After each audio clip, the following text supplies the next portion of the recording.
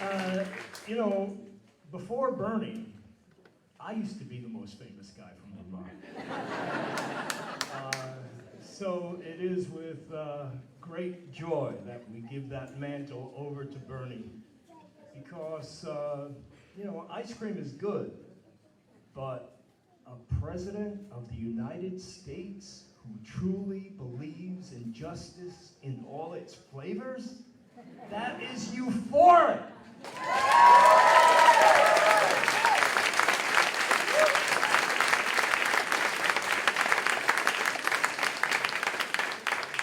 You know, I've never campaigned for a presidential candidate before because nobody has ever inspired me before. You know, Ben & Jerry's opened in an old gas station in 1978 in the city of Burlington. And in 1981, this unknown guy who was running against a incumbent, multi-term, old boy Democratic machine mayor, who nobody thought had a chance in hell, won that election by 10 votes, and that was Bernie. I remember that celebration, the evening that he won that election, and I'm looking forward to an even bigger one this time around.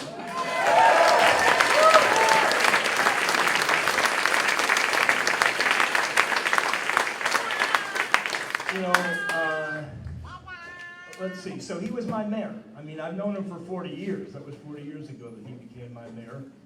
And when he came into office, the plan that he inherited was to privatize the lakefront on Lake Champlain with expensive, high-end, high-rise condominiums.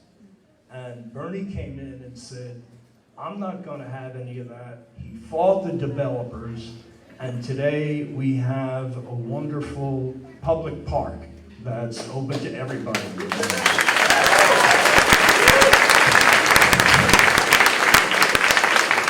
Excuse me if I drop my notes here, because you know, there is no podium, and I'm not going to give this speech again. So, you know, and then he became my congressman.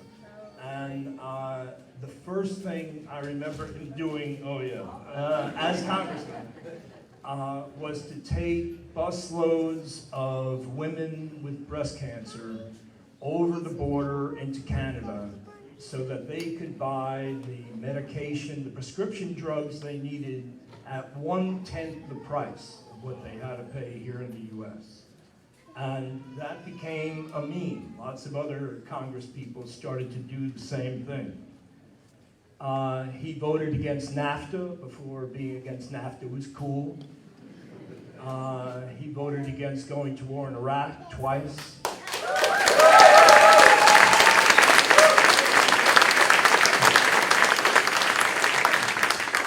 And in 2007, he defeated the richest man in Vermont to become my senator.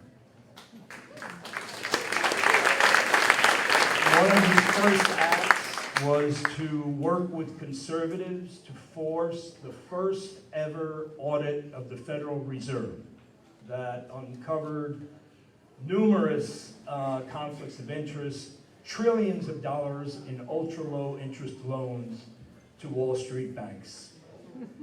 And then he led a successful effort to stop an initiative that looked like it was going to go through. There was all this talk about a changed CPI, and which would have reduced benefits for Social Security recipients and veterans. And Bernie led the opposition to that, and he won.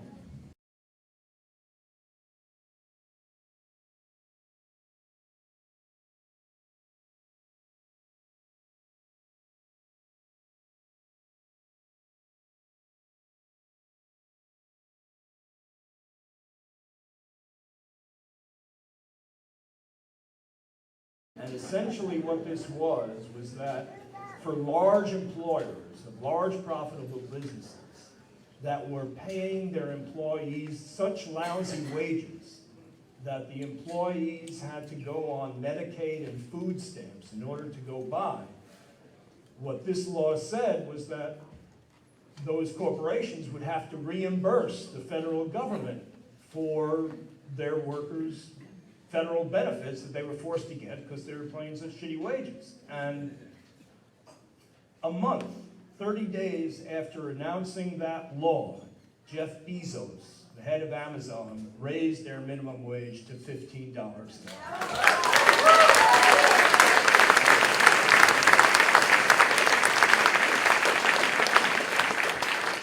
And just recently, it was Bernie Sanders who united Republicans and Democrats together to pass a resolution in the Senate to reject the U.S. war in Yemen.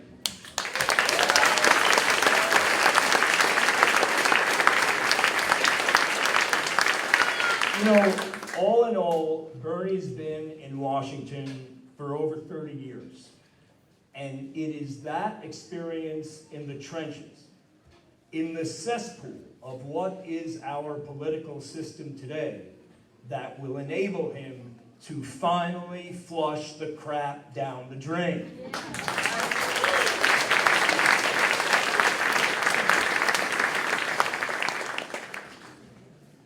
But he's not going to be able to do it without the help of all of us. And that's one of the big differences about Bernie. For him, as he says, it's not about me, it's about us. It's about a movement. He realizes that there's no way that anybody in the White House will be able to make the transformative changes that we need unless we're all in there with him working to get it done. You know, when Bernie ran for president the first time, I thought, and he said, I'm not going to take any big money donations. I thought it was a mistake. I thought that he would never be able to raise enough money to run a credible campaign. But then I came to understand it. He knew that if there weren't enough people who were willing to pony up small amounts of money to see him become president, he didn't want to become president. He only wants to do it as part of a movement.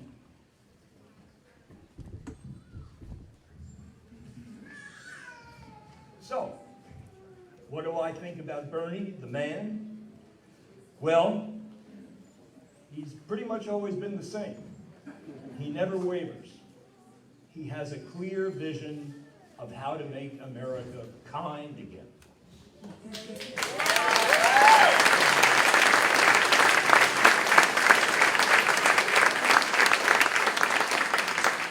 He's not a fancy guy. He's pretty down home, no airs, and I like his hairstyle. That never changes either.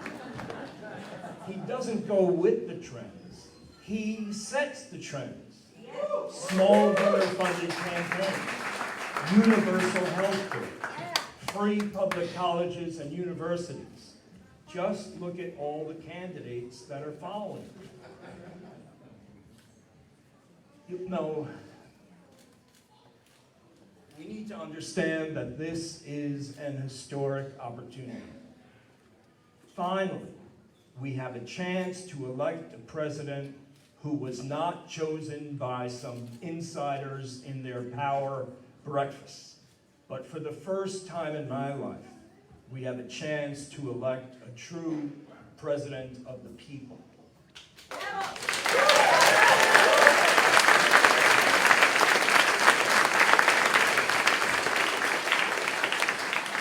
It's finally an opportunity to elect a president who has not only pioneered bold and innovative solutions, but also has 30 years experience in Washington to enable him to get the job done.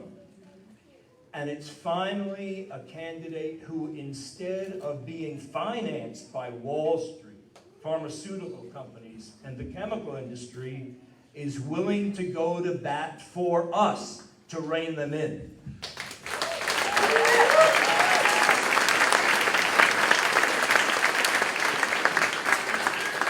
I know, for me, for Bernie, for you, for any Democrat, and most every independent, the biggest, most important thing is defeating Trump.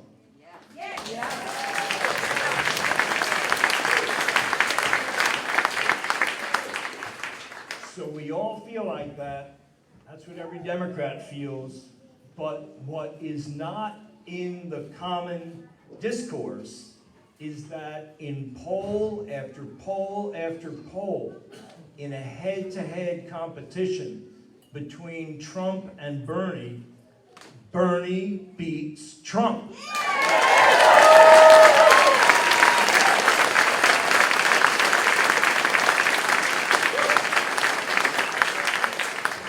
I just want to repeat that. In poll after poll after poll, you can check this out. Go to the web, go anywhere. In poll after poll, if the election for president is Bernie versus Trump, Bernie beats Trump. Bernie beats Trump. Bernie beats Trump. Bernie beats Trump. Bernie beats Trump. So we have a choice to vote in the primary for Bernie, who will beat Trump and transform this rigged political system, or vote for someone else and end up with more of the same old, same old. I want to tell you, one of the great things about getting Bernie elected president is that I become the minister of ice cream. And as minister of ice cream, I promise a pint in every freezer, a sundae in every bowl.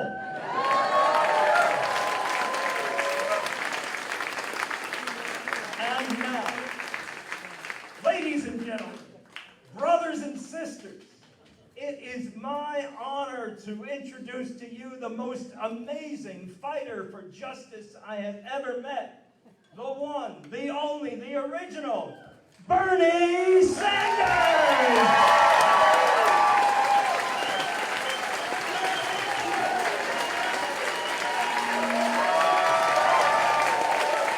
Thank you.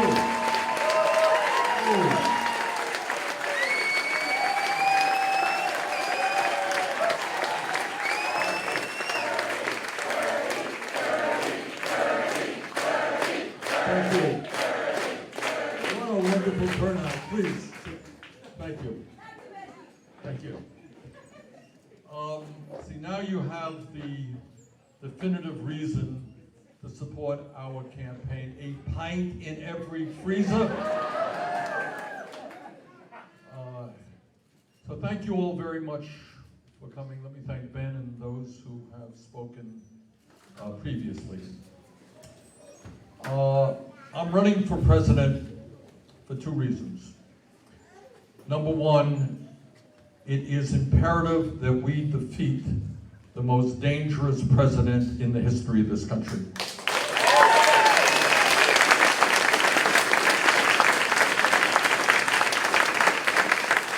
And number two, for the last 45 years, there has been a war against the working class of this country from which I come. And I am saying enough is enough.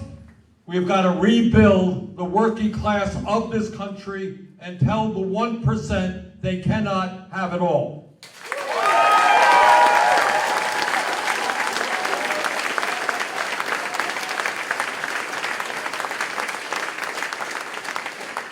The reason we have got to defeat Trump is not just that he is a pathological liar.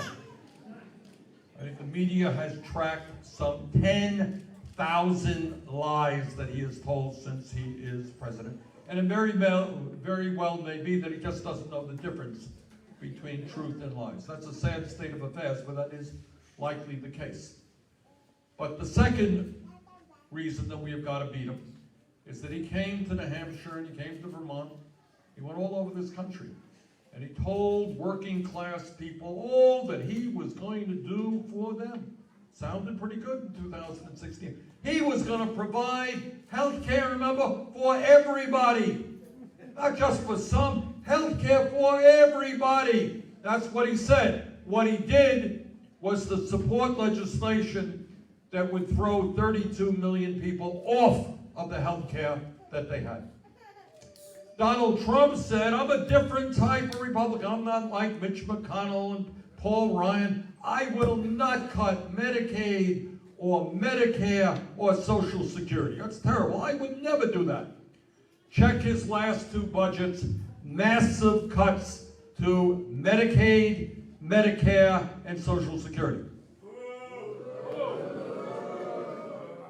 Donald Trump said to the folks of New Hampshire and America, he said, you know, we need tax reform, but trust me, my tax proposal will not give benefits to the wealthiest people in this country. It's for you. It's for the middle class of this country. Well, he lied again. 83% of the benefits of his tax proposal over a 10-year period go to the top 1%. So that is more than enough reason not to re-elect Donald Trump. But there is something that is even more visceral, something that is even more painful that has to be addressed in Trump's candidacy. And that is that for the first time in the modern history of this country, we have a president who very deliberatively and in a very calculating way is trying to divide the American people up in order to win votes. Now, we've had conservative presidents, we've had liberal presidents, but every president in modern history has understood that when you get into the Oval Office, you're not talking about conservatives or progressives, you're talking about Americans, and the function of the president is to bring our people together, not divide them up.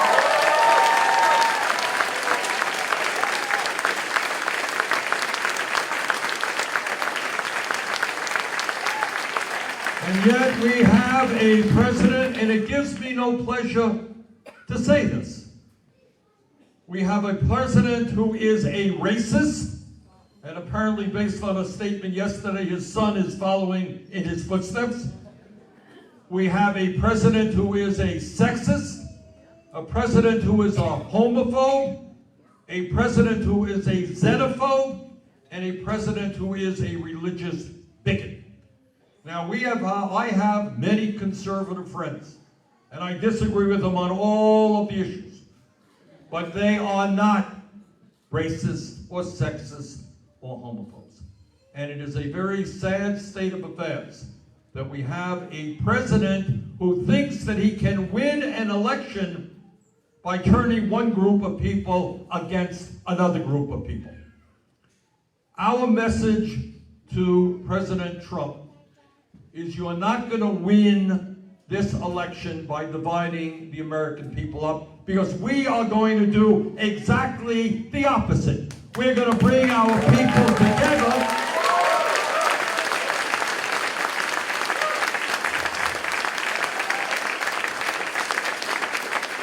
We're going to bring our people together, whether they're black or white or Latino or Asian American, Native American, whether they're Christian, Jewish, Muslim, whatever they may be, whether they're straight, whether they're gay, whether they were born in the United States, whether they immigrated into the United States, as my father did.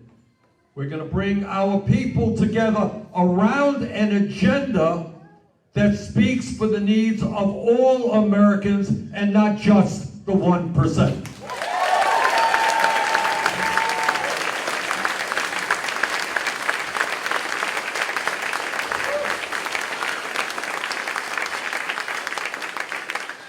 Now, when I came to New Hampshire 4 years ago, and I asked for the support of the people in the state, many of the ideas that I advocated were at that time thought to be radical and extreme ideas.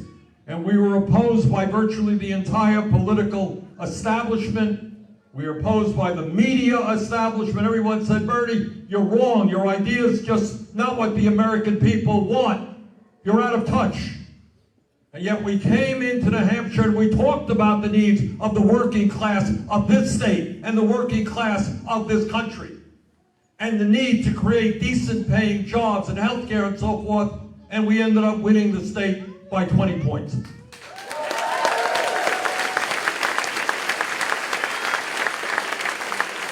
And my point is, and I want to thank the people of New Hampshire, not personally, not just for voting for me. You did something far more important.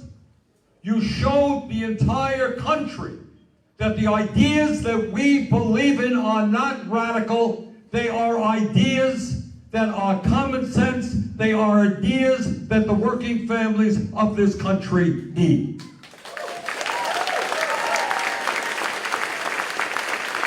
So I thank New Hampshire.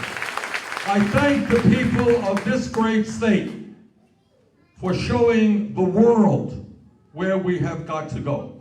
4 years ago, I was here, and I said, you know what? In the wealthiest nation in the history of the world, if you work 40 hours a week, you should not be living in poverty.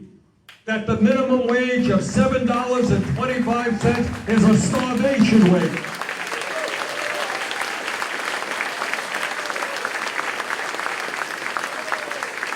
People say, well, Bernie, what are you talking about? You want to more than double the minimum wage? It can't be done. Maybe you can go to $9 an hour. Maybe you can go to $10 an hour. How can you talk about going to $15 an hour? You're crazy. It'll never happen. Well, I got news, good news to report to you. And that is, over the last 4 years, 7 states in this country have passed minimum wage laws of $15 an hour.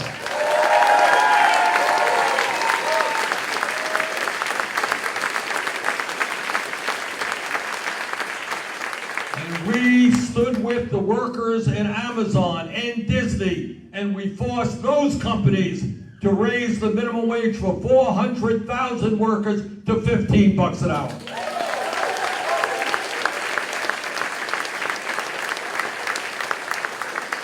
And unless I am very mistaken, and I'm not, within the next 2 weeks, the U.S. House of Representatives will be passing legislation to raise the national minimum wage to $15 an hour.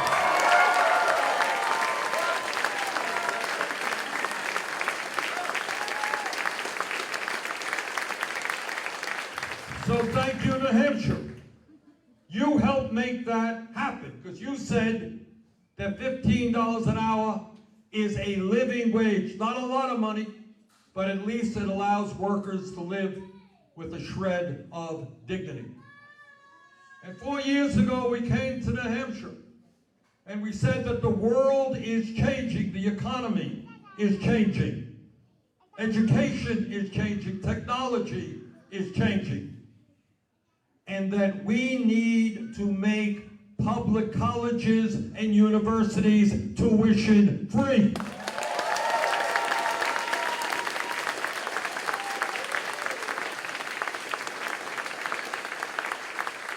And over the last 4 years, that idea is gaining resonance. I was out in San Francisco last year. Their community college is now tuition-free. They have doubled enrollment, and that is taking place all over this country.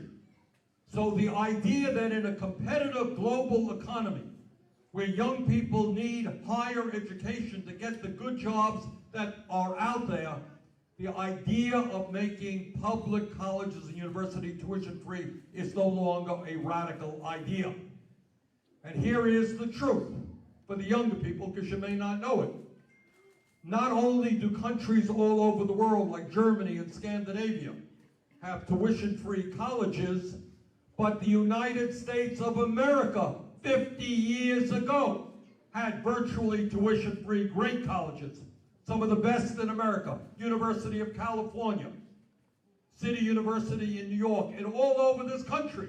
What we understood then is that for America to lead the world, we needed to have the best educated population on earth. But now, those same colleges and universities that 50 years ago were virtually tuition free cost $15,000, $20,000, $25,000 a year tuition. So I don't think it is a radical idea to say that in the wealthiest country on earth, every American deserves to be able to live out their dreams and get all of the education that they need, regardless of their income. That's not a radical idea.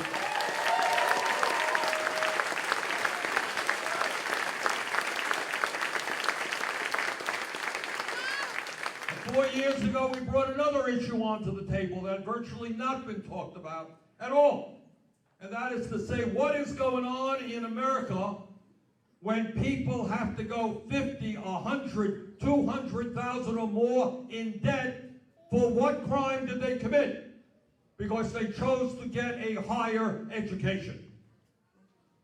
And it is my view, and we've just introduced legislation to do this, that with 45 million Americans today owing student debt, and some of them forced to pay far more than they can afford, some of them not able to get married and have kids or buy a home because of their oppressive student debt, what we are saying loudly and proudly, if this country could spend trillions of dollars to bail out the crooks on Wall Street, we can cancel all student debt in this country.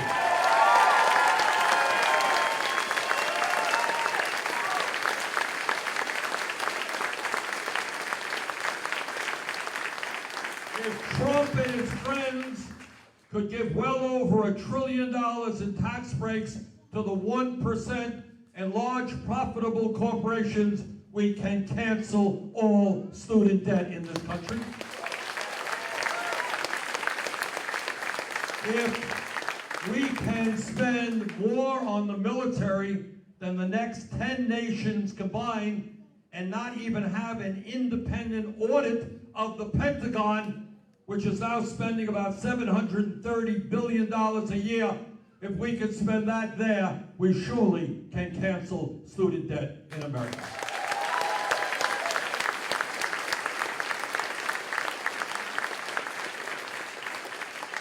Four years ago, we came to New Hampshire, we raised another issue, which today is kind of mainstream, not a big deal anymore. 4 years ago, it was a big deal. It was a very, very radical idea. You ready for it?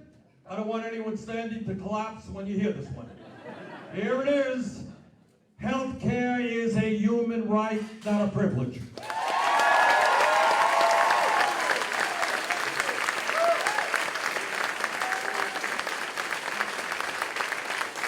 Imagine that. Imagine that, having a health care system that is not designed to make $69 billion in profit for the top 10 drug companies who charge us the highest prices in the world for prescription drugs.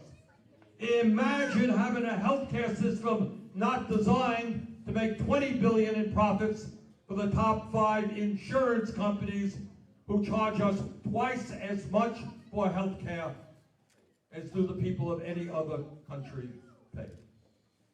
So our view is a view that is gaining strong support all over this country. And that is, we need to expand the Medicare program, which now exists for people 65 and older. We need to expand it to every man, woman, and child through a Medicare for all single-payer program.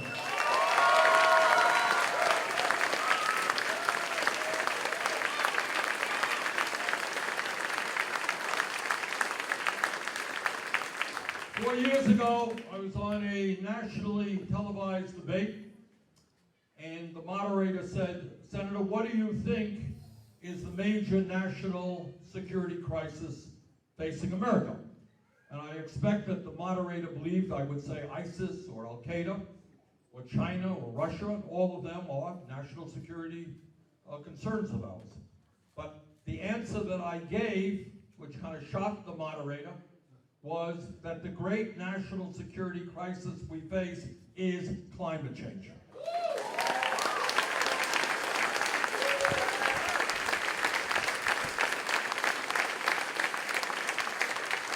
And there were people who laughed.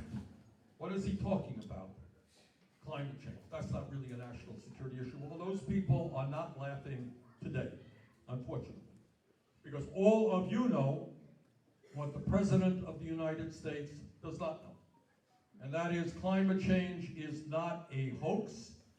Climate change is a deathly real reality, which is already devastating our country and much of the world.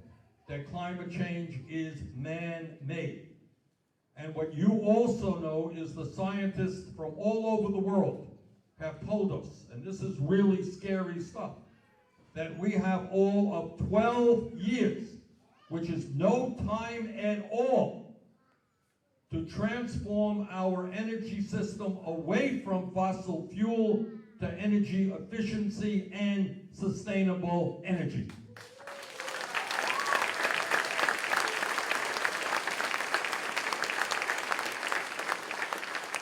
Four years ago, I came to New Hampshire and I said, we have a broken, racist criminal justice system. That in America today, we have more people in jail than any other country on earth, including China, which is a communist authoritarian country that does not tolerate dissent terribly well. But we have more people in jail than China, disproportionately African American, Latino, and Native American. And what my view then and what my view is now is that instead of spending $80 billion a year at the local, state, and federal level, locking up fellow Americans, what we should be doing is investing billions in our young people in education and jobs rather than more jails and more incarceration.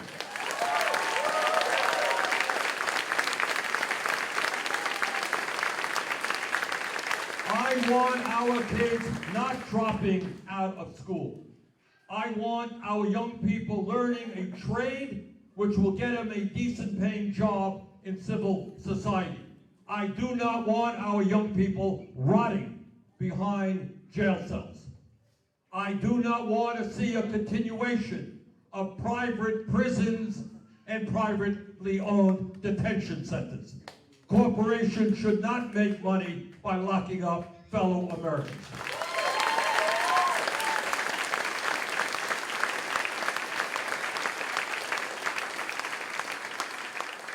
Four years ago, we raised an issue which now has gained a whole lot of momentum, thank God.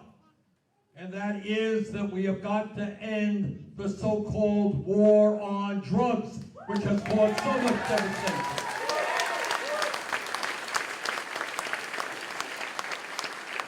Four years ago, I said that the time is long overdue to either decriminalize or legalize the possession of marijuana. And I'm happy to tell you that state after state after state is doing just that, and more states and communities will be expunging the records of those who are arrested for possession.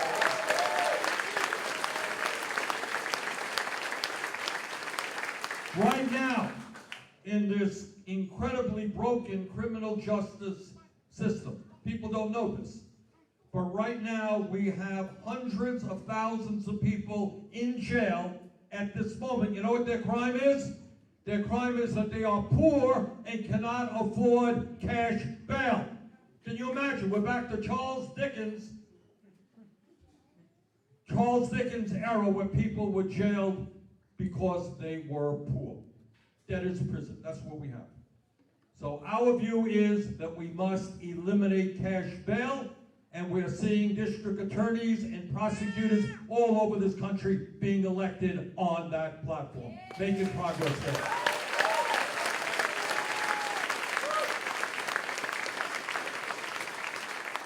We're making progress not only on criminal justice reform, but on immigration reform. We have a president today who is demonizing poor people, people who are trying to escape violence. He is demonizing them.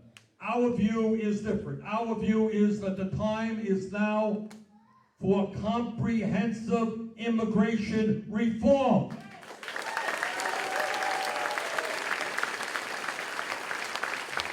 And a path towards citizenship for the 11 million undocumented people in this country.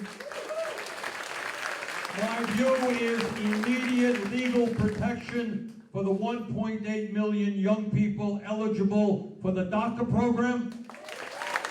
And my view is that we have a humane border policy, not one in which tiny babies are grabbed from the arms of their mothers.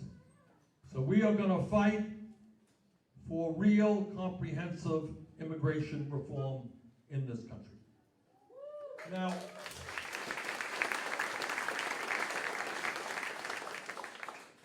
one of the points that I try to make in this campaign is that I'm running against a whole lot of people, many of them I know very well, and some of them are personal friends of mine, and you're not going to hear me disparaging any of them. And people ask me, often the media will ask me a good question, why, what distinguishes our campaign from the campaigns of other people, including many of them who are now saying some of the very same things that I said 4 years ago. Okay. And it's not good enough to say I was there first, although I occasionally do say that. But that's not good enough because people want to know, where we go from here. So let me tell you what distinguishes kind of us from other candidates. Because I am going to tell you something that I think nobody else who's running for president will tell you. And that is why the message of our campaign is called Us, Not Me. All right, why is that my message? Why do we say that? And how is that a rather significant statement? Anyone have any thoughts on that? Us, not me. What is that about? What does that mean? All right, it means two things. First of all, it means that we want to create a nation with a very different vision than that of Donald Trump. Trump's vision is that you can lie and cheat and steal and step over people, and somehow maybe you'll make $1 billion and you become wealthy and powerful. That's his vision of America. Our vision is very different. Our vision is that I want you to worry about my family, and I want my family to worry about your family. That as Americans, we are all in this together.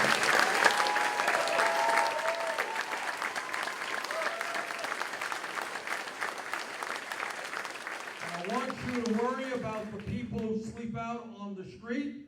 I want you to worry about the kids who don't have health care or have a decent education. That's what, in my view, being an American is about. But when I talk about us, not me, I'm talking about something even deeper than that, and something that you will not see discussed on television and not discussed in the United States Congress virtually at all. And that is that for dozens and dozens of years, you've had serious and good people running for president, running for Senate, people who are trying. They're not liars and they're not hypocrites. At least most of them are not. But they're trying, but somehow or another, at the end of all of the speeches, at the end of all of the great plans, at the end of all of the legislation, today the average American worker is no better off than he or she was 45 years ago. You had an explosion in technology. Every person in this room who is working is more productive than the same person who had a similar job 45 years ago. You got technology. You're producing more.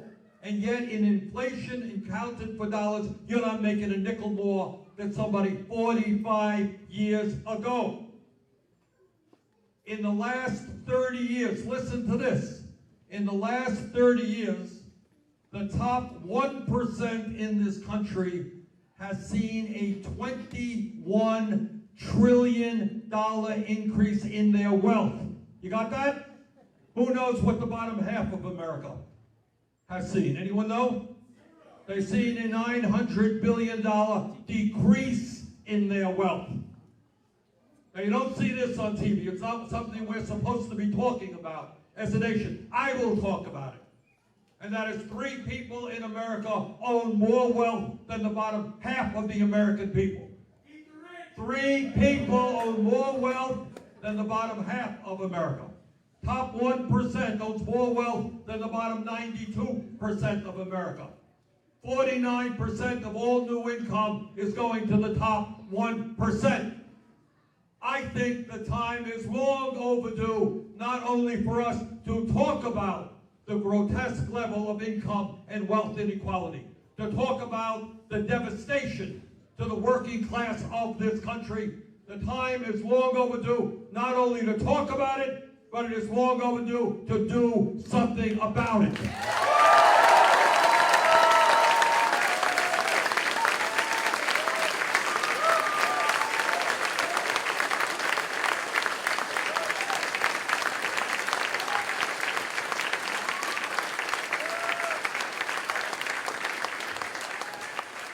It's not only in an economy where millions of our people are struggling, half of the people in America today, and these are good times. Unemployment is relatively low. Stock market is high.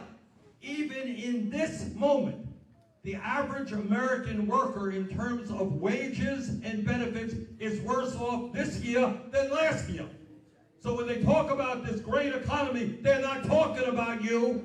They're not talking about your kids. They're talking about the 1%. And for them, this economy is great. It's time to make a great economy for the working class of this country.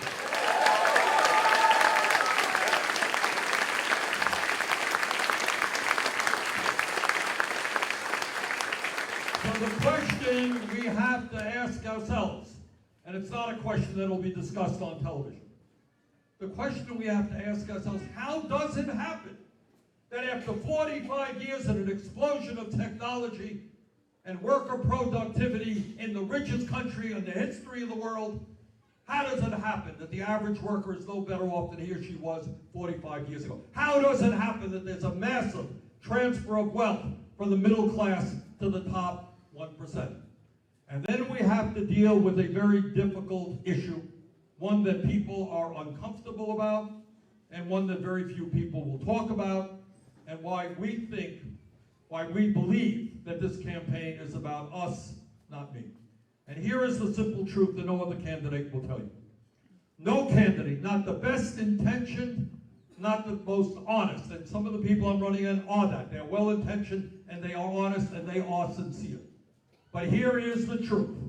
No candidate who is elected president, not Bernie Sanders, not anybody else, can do it alone. We need to learn from history and what history teaches us, whether it is the labor movement and millions of workers standing up for their dignity and forming unions, whether it is the civil rights movement and the African American community and their white allies fighting to end racism and segregation, whether it is the women of this country who 100 years ago did not have the right to vote, could not get the jobs they wanted, whether it is the women's community and their male allies who stood up and demanded that women will not continue to be second-class citizens, whether it is the gay community. If 30 years ago we were in this room and somebody said, I think that soon gay people will have the right to be legally married, people would have thought you were crazy. But because of the struggles of the gay community, who demanded the right to marry people they love, regardless of their gender, they succeed. Here is the point, and it is a very important point that we have to deal with. Real change in this country, and in fact around the world, never takes place from the top on down. It's not some president sitting in the Oval Office signing some declaration or law. Real change has always and always only taken place when millions of people, ordinary people, have looked around them and said, you know what? Women will not accept being second-class citizens. Workers will not accept being in semi-slavery. African Americans will not accept segregation, and racism. Gay people will not accept the humiliation that is thrown at them. And when people stand up and fight back, that is when change takes place.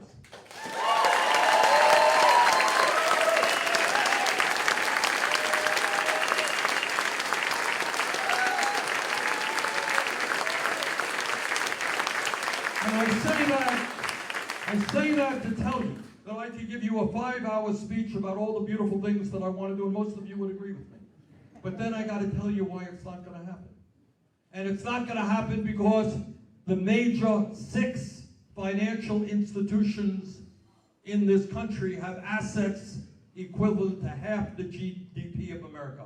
They control $10 trillion. The insurance companies will not sit down with Bernie Sanders and say, President Sanders, that's a great idea you have about Medicare for all. How do we sign up and work with you? The drug companies are not going to say, Bernie, you convinced us. I heard your speech. And it's wrong that we are charging the American people the highest prices in the world for the medicine they desperately need. It is wrong that 1 out of 5 Americans cannot afford the medicine their doctors prescribe. You're right, Bernie, we're going to cut our prices in half. And the fossil fuel industry, you think they're going to come into the Oval Office and say, Bernie, we've been thinking about it. And we're probably wrong destroying the planet. And you made us rethink it, and we are going to move to sustainable energy. Okay? And the military and industrial complex and say, yeah, we were wrong, Bernie, with all of the cost overruns and all of the fraud that goes into the Pentagon budget. You're right, Bernie, we got to cut down on military spending and have a strong defense and do it in an efficient way. That is not the way it happens. That is not the way it has ever happened. The only way real change takes place is when millions of people stand up and demand it. The fossil fuel industry will not easily give up what they have right now. They're doing really well. They're making billions of profits. Wall Street is doing phenomenally well. The drug companies are doing phenomenally well. The insurance companies are doing phenomenally well. The military-industrial complex, the prison-industrial complex, doing phenomenally well. They like the status quo. And our job is to make it clear to them that the status quo is not working for working families. So what?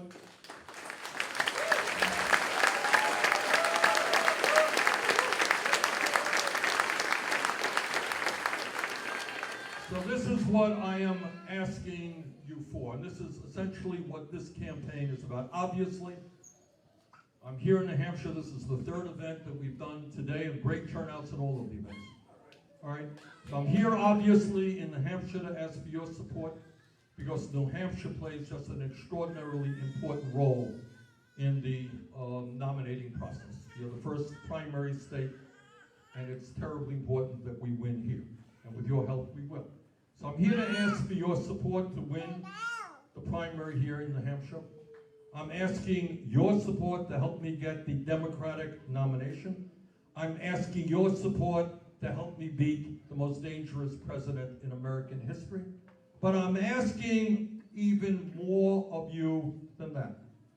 I am asking you to be with me the day after we are inaugurated.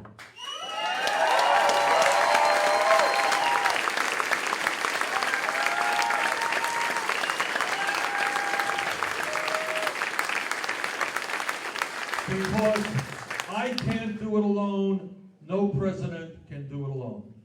What we need in this unprecedented time is an unprecedented grassroots movement. And I see it here in New Hampshire, and I'm seeing it all across this country. We have over 1 million volunteers. I don't know that any campaign has ever had that.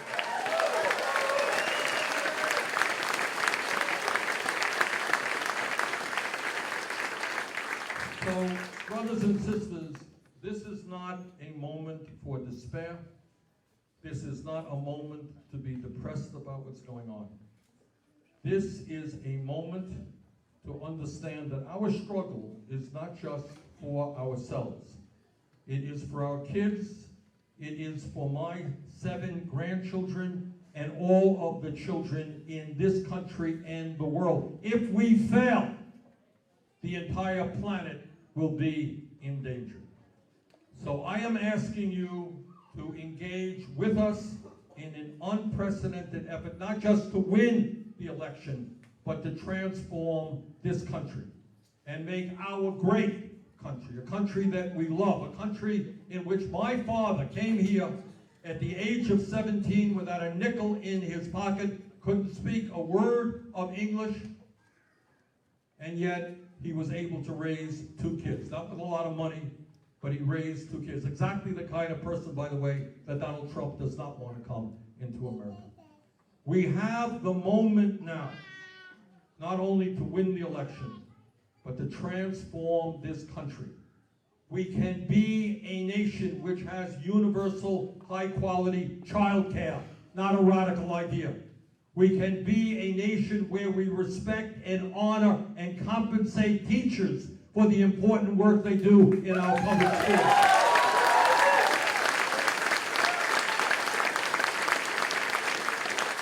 We can be a nation in which all of our people, not just the young people, have the opportunity to get all of the education they want, regardless of their income.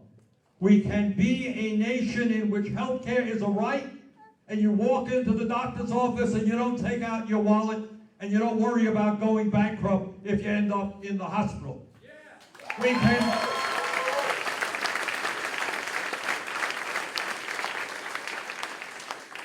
We can be a nation, and think about this, not with a president who doesn't even understand what climate change is about, but having a president who leads the world. Climate change is not an American issue, it's a global issue. And as your president, I will do my best to talk to Russia and China and India and Brazil and countries all over the world and say, you know what, maybe instead of spending $1.5 trillion a year on weapons of destruction to kill each other, what about using that money for against our common enemy, which is climate change?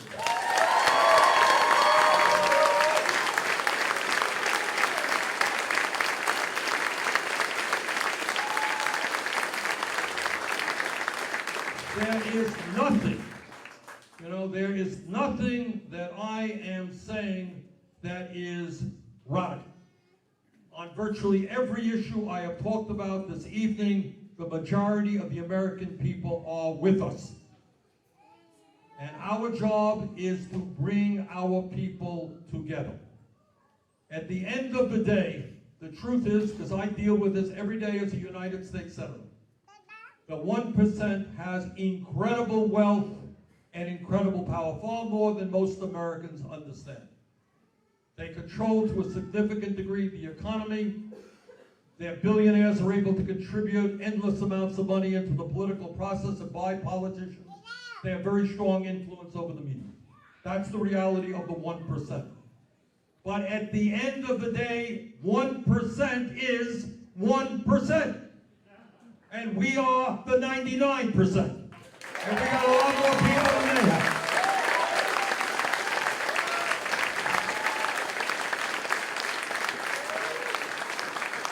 So our job is to bring our people together, not allow Trump to divide us up. Because we have different colored skins, and we're born in a different country, or we speak a different language, or we have different religions or different sexual orientations. Our job is to bring our people together, to keep our eyes on the prize, and to create the kind of nation that you and I know we can become. And this is not just for us. This is for our kids and our grandchildren, and this is a challenge which we cannot ever afford to lose. Thank you all very much.